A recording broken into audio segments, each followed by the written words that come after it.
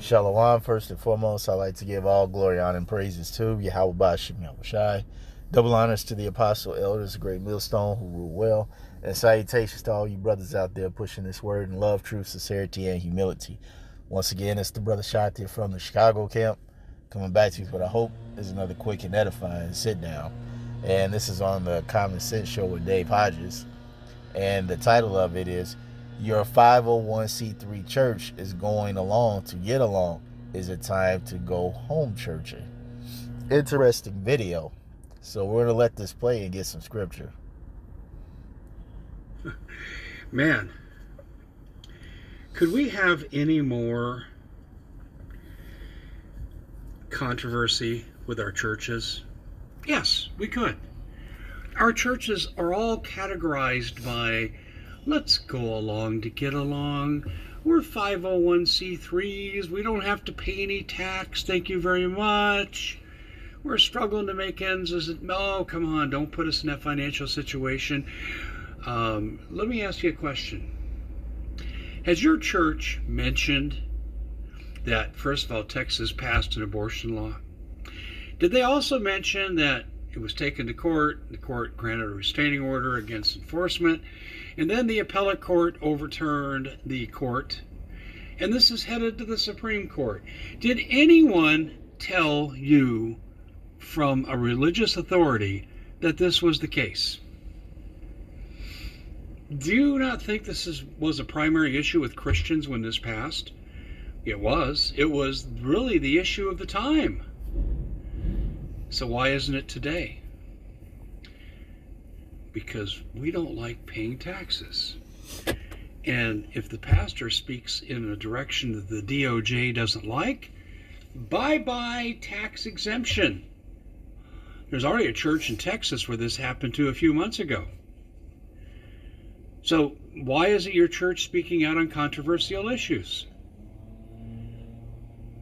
Things that affect their religion, things that affect the spiritual war that we find ourselves caught up in.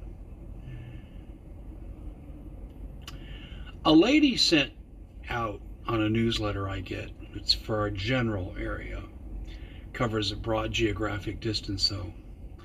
She said she was looking to start Bible study groups. Do you know, I've been advocating for people to do homeschooling. I think we need to start doing home churching for the reasons I just intimated. Give it some thought. Let's kick that around a later time when we've had more time to develop the idea. But if you think your church is serving your spiritual needs and they haven't mentioned these issues of the day, what does the Bible say? I don't know. They don't talk about it. Have you asked them why they don't talk about it? Oh, I don't want to make anybody mad. Well, just like our ignorance in government, we get the government we deserve, you get the church you deserve to. But nothing like a home church to balance out the power.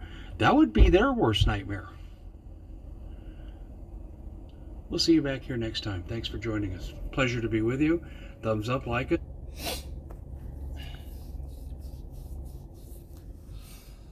And there you have it. All right, even from a heathen, that the main reason why these churches don't preach the truth is because they don't want to lose the benefits. And this is why the scripture clearly tells us that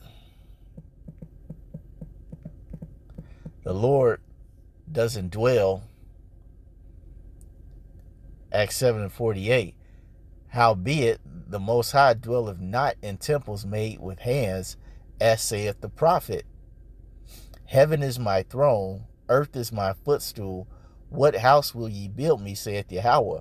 Or what is the place of my rest? Hath not my hand made all these things? So the Lord is not dealing with the Catholic Church, the Protestant Church, the Baptist Church, the Apostolic Church. He's not dealing with any of that madness. Because the scriptures say, hey, those who are worship the Lord are going to worship him in spirit and truth. Okay, the scripture clearly tells us, and it doesn't even refer to a physical building, is this. I believe it's in Matthew.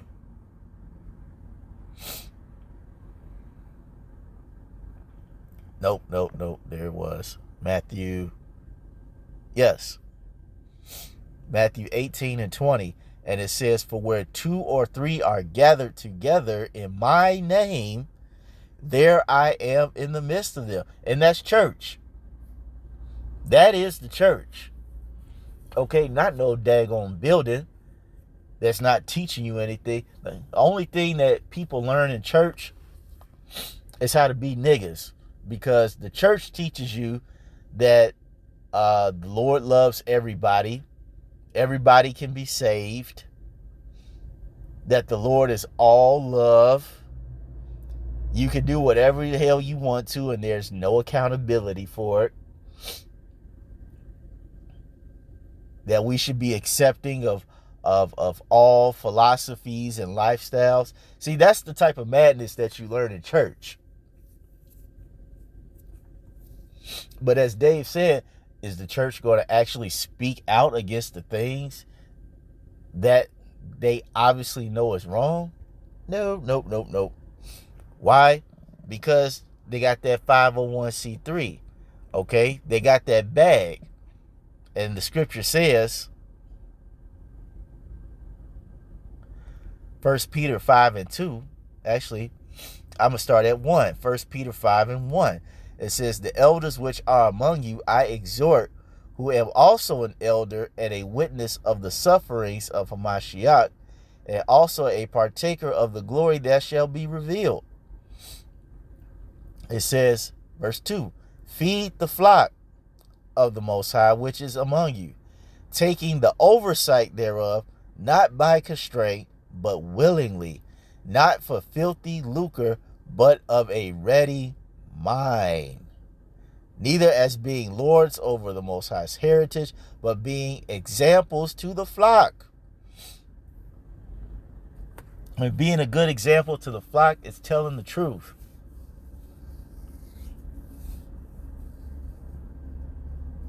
Okay? Don't spare these people the truth. Don't sugarcoat things. Don't prophesy smooth things. All right, that's what you're supposed to do. And it says you don't do it for filthy lucre, unlike these churches. That, if I remember correctly, filthy lucre, I want to say, meant greedy gain. 1 Peter 5 and 2.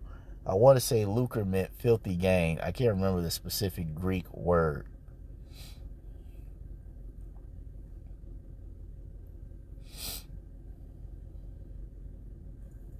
Strong's G 147. Ice hakerdos.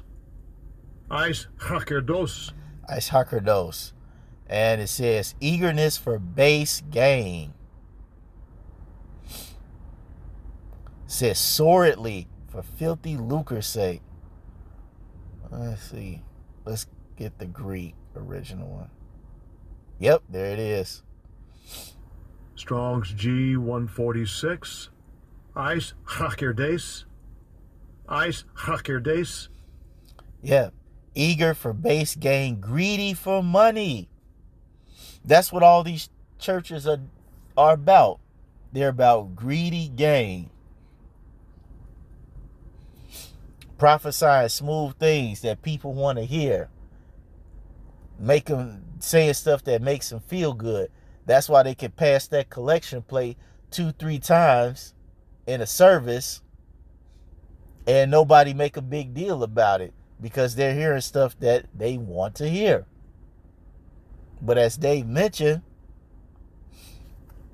it's probably a good idea that people start teaching the Bible from home. And technically, that's what you're supposed to be doing in the first place. I believe it's in Deuteronomy, where it says that that you should teach them by the wayside, when you're at the table, when you're I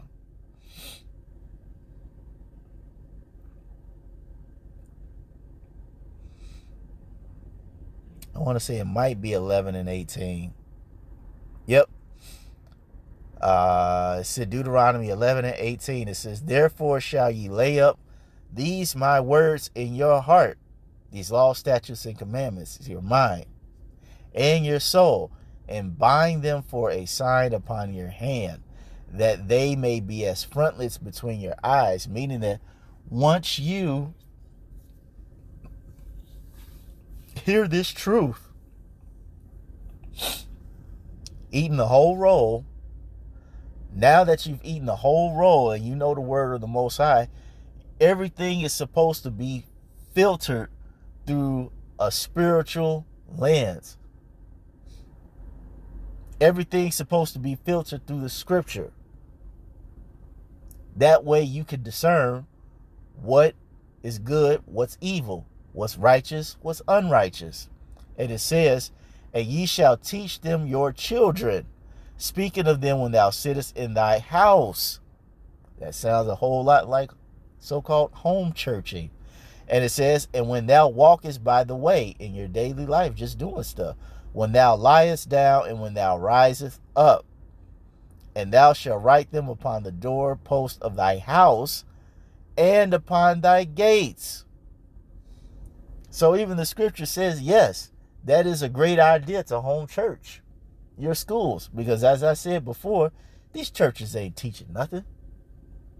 All they teaching you is how to be a nigga and get destroyed. But the Most High came because he said he wished not that people get destroyed, but that people will be saved.